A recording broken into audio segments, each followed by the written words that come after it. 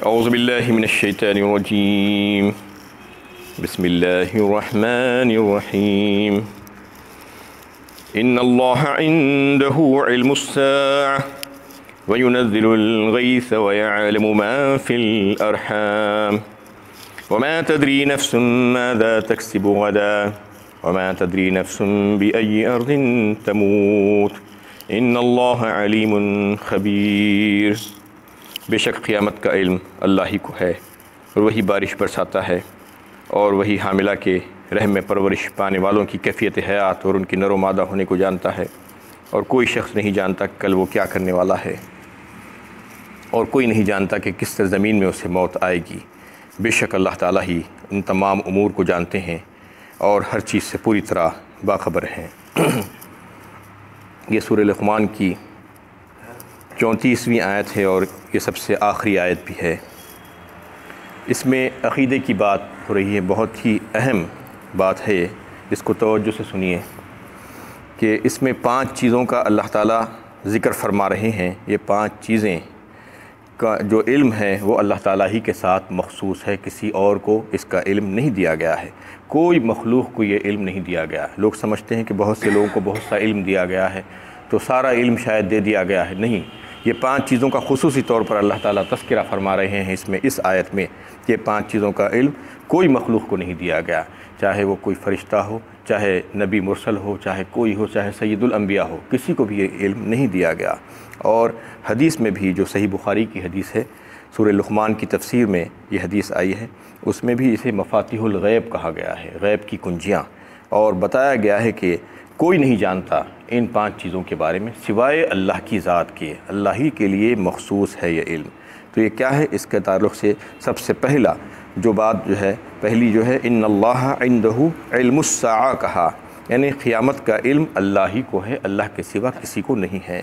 یعنی نبی صلی اللہ علیہ وسلم نے قیامت کے علامات کے بارے میں بہت بات کی ہے۔ آپ صلی اللہ علیہ وسلم نے علامات قیامت کا تذکرہ کیا، اور اس میں کچھ پہلے پیش آنے والے جو علامات تھے اس کا تذکرہ فرمایا، اس کے بعد بالکل آخری مرحلے پہ جو قیامت میں جو علامات پیش آنے والے ہیں اس کا تذکرہ فرمایا کہ 10 ایسی علامتیں ہوں گی جو بالکل آخری مرحلے پہ آئیں گی۔ اس سے پہلے جو ہے نبوت آپ کے صلی اللہ علیہ وسلم کے اس دنیا سے گزرنے کے بعد سے تقریباً 1400 سال کا جو عرصہ ہوا، اس میں جو پیش آنے والے جو حالات تھے، جو پیشین گوئیاں آپ نے فرمائی تھی، وہ تقریباً سچ ثابت ہو چکی ہیں، اور آگے جو آنے والی ہیں یقیناً وہ بھی سچی ثابت ہوں گی۔ لیکن اس کا جو ہے یعنی حقیقی علم جو تھا وہ جو ہے اللہ تعالیٰ نے آپ صلی اللہ علیہ وسلم کو بھی نہیں دیا تھا، اس وجہ سے کہ اس میں یعنی حدیث جبرائیل میں بھی جو ہے یہ بات واضح ہوتی ہے۔ حدیث جبرائیل اس سے پہلے بھی آپ سن چکے ہیں، اس کے مختلف جو ہے باتیں اس میں بتائی گئی ہیں۔ حضرت جبرائیل علیہ السلام یعنی حاضر ہوئے نبی صلی اللہ علیہ وسلم کے پاس، اور آ کر آپ نے مختلف آپ سے سوالات کیے، اور یہ سوالات اس وجہ سے کیے تھے کہ امت کو بتانا تھا اور امت کی تعلیم کرنی تھی، اس وجہ سے سوالات کیے تھے۔ اس میں ایک سوال یہ بھی تھا کہ مَسَّعَ، یعنی آپ سے جو ہے حضرت جبرائیل نے یہ دریافت کیا تھا کہ قیامت کب آئے گی یا رسول اللہ۔ تو قیامت کے بارے میں جب سوال کیا گیا، دوسرے سوالات کے جوابات تو آپ پورے دے دیے، جب قیامت کا جو ہے سوال کیا گیا تو اس وقت آپ صلی اللہ علیہ وسلم نے فرمایا کہ مسئول کو جتنا معلوم ہے سائل کو بھی اتنا ہی معلوم ہے، اس سے زیادہ نہیں معلوم، یعنی قیامت کے بارے میں مجھے بھی علم نہیں ہے، کتنا تم کو معلوم ہے اتنا ہی مجھے بھی معلوم ہے۔ یعنی جبرائیل علیہ السلام کتنے بڑے فرشتے ہیں، وہی لانے والے اور اس پر مقرر ہیں، ان کو بھی یہ نہیں معلوم کہ قیامت کب آنے والی ہے، وہ سوال کر رہے ہیں نبی صلی اللہ علیہ وسلم سے، تو نبی صلی اللہ علیہ وسلم کو اس کا جواب کیا دے رہے ہیں؟ ہاں مجھے معلوم ہے، بلکہ نہیں بتا رہے ہیں، بلکہ یہ کہہ رہے ہیں کہ جتنا تم کو معلوم ہے اتنا ہی مجھے بھی معلوم ہے، جبکہ سارے سوالات کے جوابات آپ دے چکے تھے، لیکن اس سوال کے جواب میں آپ نے اس طریقے سے جو ہے اس کا جواب دیا۔ تو یہ بات واضح ہو گئی کہ آپ نے نفی فرما دی کہ قیامت کا جو علم ہے وہ جو ہے یعنی اس کو اللہ تعالیٰ نے کسی کو بھی نہیں دیا، اس کو اپنے پاس ہی رکھ لیا ہے۔ لیکن بہت سے کذاب دنیا میں اور اس قسم کے جھوٹے پیدا ہوتے جا رہے ہیں، اور آج بھی پیدا ہو رہے ہیں۔ آج سے تقریباً 3 سال پہلے جنہوں نے جو ہے بڑے دھڑلے کے ساتھ یہ بات جو ہے اعلان کر دی تھی کہ قیامت فلاں تاریخ کو آئے گی، یعنی آلموسٹ 3 سال پہلے کی بات ہے یہ، اور بڑی تاریخیں مقرر کی گئی تھی اور سب چیزیں بتائی جا رہی تھی، جبکہ سب جھوٹ ہے، کوئی یہ نہیں کہہ سکتا،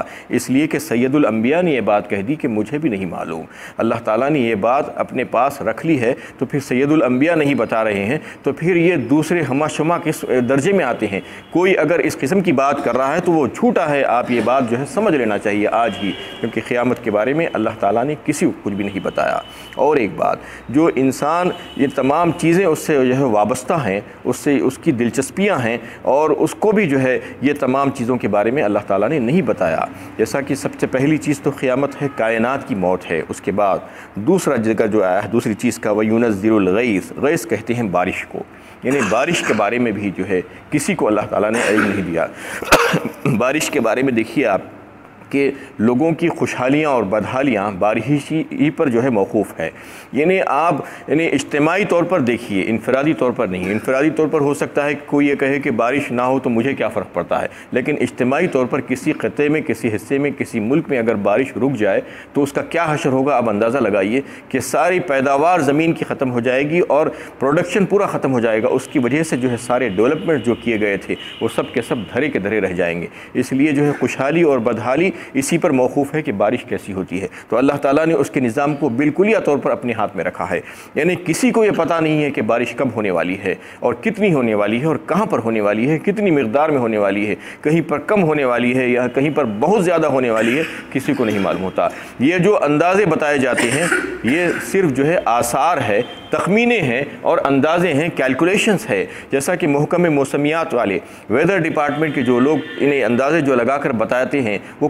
کیسے اندازہ لگاتے ہیں؟ وہ راڈار کے ذریعے سے اور سیٹلائٹ کے ذریعے سے اس کی فوٹوز لیتے ہیں اور اس کی نقل و حرکت کو ریکارڈ کرتے ہیں۔ ریکارڈ کرنے کے بعد سپر کمپیوٹر میں ڈال کر اس کے کیلکولیشنز کرتے ہیں اور وہ ہزاروں لاکھوں کروڑوں کیلکولیشنز کرنے کے بعد بتاتے ہیں کہ اب یہ رفتار سے چل رہی ہوائیں اور بادل یہ رفتار سے چل رہے ہیں۔ اس طریقے سے یہ اندازہ یہ بتاتے ہیں کہ فلاں دن بارش ہوگی، فلاں مقام پر بارش ہوگی، اتنی بارش ہوگی، لیکن ایسا ہوتا ہے کہ 50-50 چانس ہوتا ہے۔ کبھی وہ کہتے ہیں تو وہ صحیح ہوتا ہے اور بسا اوقات آپ دیکھتے ہیں کہ بالکل غلط اندازے ہوتے ہیں ان کے۔ تو اس سے کیا بات ثابت ہوتی ہے کہ یہ معاملہ بھی اللہ تعالیٰ نے کسی کے ہاتھ میں نہیں رکھا اور کسی کو اس کا علم نہیں دیا گیا کہ بارش کم ہونے والی ہے، یہ اندازوں پر قائم ہے صرف۔ اور تیسری بات جو بتائی گئی ہے وَيَعْلَمُ مَا فِي الْأَرْحَامِ، وہی حاملہ کے رحم میں پرورش پانے والوں کے بارے میں جانتے ہیں، یعنی جو ماں کے پیٹ میں جو بچہ پرورش پاتا ہے، پیدا ہوتا ہے، پیدا ہونے سے پہلے اللہ تعالیٰ اس کو جو بناتے ہیں تو اس کے بارے میں کسی کو کچھ بھی نہیں معلوم۔ لوگ آج یہ سمجھ رہے ہوں گے کہ الٹرا ساؤنڈ کرنے کے بعد اور اسکین کرنے کے بعد بچے کی جنس معلوم ہو جاتی ہے کہ کیا لڑکا ہے یا لڑکی۔ سب سے پہلی بات تو یہ کہ الٹرا ساؤنڈ کرنے کے بعد جو معلومات ہوتی ہے وہ انتہائی ناقص معلومات ہوتی ہے، یعنی کئی وقت ایسا ہوتا ہے کہ کوئی جو ہے ڈاکٹر کہتا ہے کہ لڑکا ہے اور لڑکی ہوتی ہے، ایسا بھی ہوتا ہے۔ دوسری چیز، اللہ تعالیٰ کا یہاں پر یہ کہنا مقصود نہیں ہے کہ لڑکا ہے یا لڑکی ہے، بلکہ وہ جو ہے سعید ہوگا یا شقی ہوگا یا بدبخت ہوگا، اور خوبصورت ہوگا یا بدصورت ہوگا، گورا ہوگا یا کالا ہوگا، اور اس کی قسمت کیسی ہوگی، وہ کیا کچھ کھائے گا اور کب تک زندہ رہے گا، یہ ساری معلومات ہے جس کے بارے میں کوئی بھی نہیں جانتا کہ ماں کے پیٹ میں کیا پل رہا ہے، یعنی اور اس کا اندازہ تو اس شخص کو بھی نہیں ہوتا جس کا نطفہ اس عورت کے رحم میں گیا ہے اور اسی کی بچے کی پرورش ہو رہی ہے، اس میں اللہ تعالیٰ اس کے بچے کو جو ہے پال رہے ہیں اور پیدا کرنے والے ہیں، اس کو بھی یہ پتہ نہیں ہوتا، جبکہ اس کا مستقبل کا دار و مدار اس کی نسلوں کا اسی پر ہے، لیکن اس کو معلوم نہیں کہ اس کی بیوی کے پیٹ میں کیا پل رہا ہے۔ تو اللہ تعالیٰ بتانا چاہ رہے ہیں کہ کسی کو بھی ہم نے یہ علم نہیں دیا ہے کہ ماؤں کے پیٹوں میں، حاملہ کے رحم میں جو پرورش پا رہی والی جو جنس ہے، جو اولادیں ہیں، اس کے بارے میں کسی کو علم نہیں ہے۔ وَمَا تَدْرِي نَفْسٌ مَاذَا تَكْسِبُ غَدًا، اور کوئی شخص نہیں جانتا کہ کل وہ کیا کرنے والا ہے۔ اور ایک بات، یعنی کل کے بارے میں کوئی نہیں جانتا کہ کل وہ کیا کرنے والا ہے۔ سب سے پہلی بات یہ کہ کل اس کی زندگی میں آنے والا ہے یا نہیں آنے والا ہے، یہ بھی معلوم نہیں ہے، یعنی ہو سکتا ہے کہ کیسا حادثہ پیش آ جائے اور حادثہ پیش آنے کے بعد آپ 1 منٹ بھی زندہ نہیں رہ سکیں، آپ کو آج ابھی 1 منٹ کے بعد کیا واقعہ پیش آنے والا ہے آپ کے ساتھ نہیں معلوم آپ کو، تو پھر کل کے بارے میں کہاں سے بتا سکتے ہیں؟ بتائیے کہ کل کیا کرنے والے ہیں۔ تو اللہ تعالیٰ یہ بتلانا چاہ رہے ہیں کہ وہ خود انسان کو جو ابھی زندہ ہے اس کو پتہ نہیں چلتا کہ کل وہ زندہ رہے گا یا نہیں رہے گا، یا 1 منٹ کے بعد بھی وہ زندہ رہے گا یا مر جائے گا، اس دنیا سے چلے جائے گا، اس کو اس کے بارے میں نہیں معلوم ہے۔ ماذا تکسب غدا کہا، وما تدری نفس بأی ارض تموت، اور پھر 5ویں بات یہ ہے کہ کوئی نہیں جانتا کہ وہ کس سرزمین میں مرے گا، اسے موت کب آئے گی، یعنی کوئی انسان تم میں سے یہ نہیں جانتا کہ وہ کب مرے گا، کیسے مرے گا اور کہاں مرے گا، وطن میں مرے گا، وطن سے باہر مرے گا، گھر میں مرے گا یا گھر سے باہر مر جائے گا، یا جو ہے اپنی جوانی میں مر جائے گا یا بڑھاپے میں مر جائے گا، اپنی خواہشات پوری ہونے سے پہلے مرے گا یا خواہشات پوری ہونے کے بعد مرے گا، کچھ بھی پتہ نہیں ہے انسان کو، بالکل جو ہے ایسا اللہ تعالیٰ نے رکھ دیا ہے کہ یہ ساری باتیں، یہ بات بھی اللہ تعالیٰ نے اپنے ہی پاس رکھی ہے، اس کا علم بھی کسی کو نہیں بتایا گیا کہ اس کی زندگی کتنی ہے، وہ ابھی 1 گھنٹہ جیے گا یا 1 سال جیے گا یا 50 سال جیے گا، نہیں معلوم اس کو۔ اس طریقے سے اللہ تعالیٰ فرما رہے ہیں کہ یہ ساری باتوں کا علم جو ہے ہمیں ہی ہے۔ اور ایک حدیث جو امام احمد نے اس کو نقل کیا ہے اور ابن کثیر نے اس کو اپنی کتاب میں نقل کیا ہے، وہ حدیث یہ ہے کہ اوتیت مفاتیح کل شیء الا الخمس، کہا انہوں نے، یعنی مجھے بہت سی چیزیں بتائی گئی ہیں یعنی اللہ تعالیٰ کی طرف سے علم الغیب میں سے، اور سوائے 5 چیزوں کے، اللہ کے نبی صلی اللہ علیہ وسلم نے فرمایا سوائے 5 چیزوں کے، یہ 5 چیزوں کو آپ نے الگ نکال دیا اور کہا کہ اس کے علاوہ مجھے غیب کی باتیں بتائی گئی ہیں۔ یعنی غیب کی باتیں کسے کہتے ہیں؟ اصل میں غیب جو ہے، غیب کے بارے میں لوگ بڑے پریشان ہیں اور مشکوک رہتے ہیں کہ غیب کا علم ان کو بھی ہے یا ان کو بھی ہے، ان کو بھی ہے، فلاں کو ہے، یہ کہتے رہتے ہیں۔ اصل میں غیب کہتے ہیں کہ جو انسان کا جو حواس خمسہ ہے، انسان کے 5 حواس خمسہ، 5 سینسز جو ہے، وہ کون سے ہیں؟ دیکھنے سے اور سننے سے اور سونگھنے سے اور چکھنے سے اور چھونے سے جو چیزیں معلوم ہوتی ہیں انسان کو، یہ 5 سینسز ہیں اللہ تعالیٰ نے اس کو دیے ہیں، اور اس کے ذریعے سے ہی اس کو علم حاصل ہوتا ہے۔ یعنی سارا انپٹ علم کا جو ہے وہ 5 ہی ذرائع ہیں، اس کے علاوہ 6ٹا ذریعہ نہیں ہے اس کے پاس۔ تو اللہ تعالیٰ اس کو جو 5 ذرائعوں سے علم دیتے ہیں، اس سے ہٹ کر جو علم ہوگا وہ جو ہے غیب ہی ہوگا۔ یعنی ابھی آپ دروازے کے باہر کیا ہے آپ کو پتہ نہیں ہے، نہ آپ یہاں سے دیکھ سک رہے ہیں نہ سن سک رہے ہیں کہ دروازے کے باہر کیا ہو رہا ہے اس مسجد کے، تو یہ جو ہے غیب کی باتیں ہوں گی، غیب کی باتیں، غیب کی خبریں ہوں گی، یہ غیب کا علم نہیں ہوگا۔ اس کے بارے میں بڑی اچھی طریقے سے آپ جو ہے ڈفرنس جان لیجئے۔ لوگ یہ سمجھ رہے ہیں کہ غیب کا علم اور غیب کی باتیں اور غیب کی خبریں ایک ہی چیز ہے، ایک ہی چیز نہیں ہے۔ نبی صلی اللہ علیہ وسلم کو جو ہے وحی کے ذریعے سے جو علم دیا گیا تھا، ان 5 چیزوں کے علاوہ بہت سا علم دیا گیا تھا۔ وہ کیا تھی؟ غیب کی خبریں تھی، غیب کی باتیں تھی، غیب کا علم نہیں تھا۔ اس لیے کہ آپ کو جو ہے تشریعی طور پر شریعت کو سمجھانے کے لیے جو علوم کی ضرورت تھی، وہ علوم کو اللہ تعالیٰ نے بطور وحی کے آپ کے اوپر نازل فرمایا تھا، اور ایسے ہی علوم اللہ تعالیٰ اپنے فرشتوں کو بھی دیتے ہیں اور اپنے اولیاء اللہ کو بھی دیتے ہیں، اور دیگر مقبول بندوں کو بھی اللہ تعالیٰ جتنا چاہتے ہیں جب چاہتے ہیں عطا فرما دیتے ہیں۔ یہ کوئی نبیوں کے لیے ہی مخصوص نہیں ہے۔ نبیوں کو جو علم چاہیے وہ علم اللہ تعالیٰ نبیوں کو دیتے ہیں، جو شریعت کا علم ہے۔ اس کے علاوہ تکوینی امور بھی بہت سے ہیں، جیسا کہ سورہ کہف میں آپ سن چکے ہیں کہ موسیٰ علیہ السلام کے دور میں، جبکہ موسیٰ علیہ السلام وقت کے نبی تھے، ان کے سامنے یہ بات بتائی گئی کہ ایک اور شخص ہے حضرت خضر علیہ السلام، ان کو جو ہے کچھ دوسرا علم دیا گیا ہے، تم جا کر ان سے سیکھو، اللہ تعالیٰ نے ان کو کہا تھا۔ اور بڑی تفصیل کے ساتھ وہ جو ہے 2 رکوع میں تقریباً وہ باتیں آئی تھی کہ خضر علیہ السلام کو جو باتیں معلوم تھی موسیٰ علیہ السلام کو نہیں معلوم تھی۔ تو وہ کون سا علم تھا؟ تکوینی علم تھا، امور غیبیہ، وہ بھی جو ہے اللہ تعالیٰ نے ان کو عطا فرمایا تھا جو نبی کو نہیں دیا گیا تھا۔ تو اس طریقے سے بہت سے علوم ہیں جو اللہ تعالیٰ اپنے بندوں کو عطا فرماتے ہیں۔ تو اس میں جو انباء الغیب جسے کہتے ہیں، غیب کی خبریں، نبا کہتے ہیں خبر کو اور انباء کہتے ہیں خبریں، غیب کی خبریں اللہ تعالیٰ بہت سے بندوں کو دیتے ہیں۔ تو انباء الغیب کو لوگ علم الغیب میں تبدیل کر دیتے ہیں اور یہ سمجھتے ہیں کہ علم الغیب اور انباء الغیب ایک ہی ہے۔ ایک ہی کیسے ہو سکتے ہیں بتائیے؟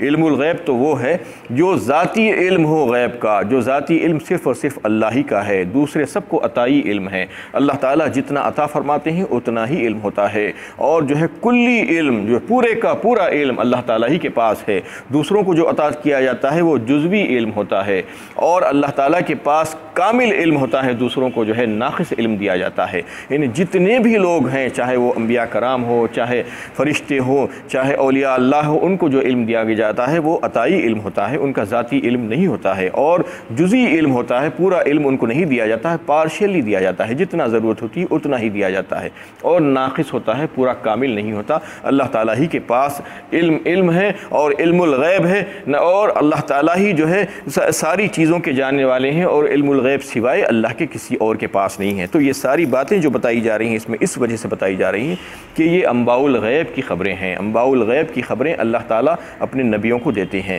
لیکن یہ 5 چیزوں کو جو ہے اللہ تعالیٰ نے اپنے لیے مخصوص کر لیا، اس میں سے وہ کسی کو بھی نہیں دیے ہیں، انباء الغیب کے ذریعے سے بھی نہیں دیے گئے ہیں۔ یعنی یہ نہیں کہ انباء الغیب غیب کی خبروں کے ذریعے سے انہیں بتا دیا گیا تھا، جبکہ نبی صلی اللہ علیہ وسلم کو جو ہے اولین اور آخرین میں سب سے زیادہ علم دیا گیا تھا۔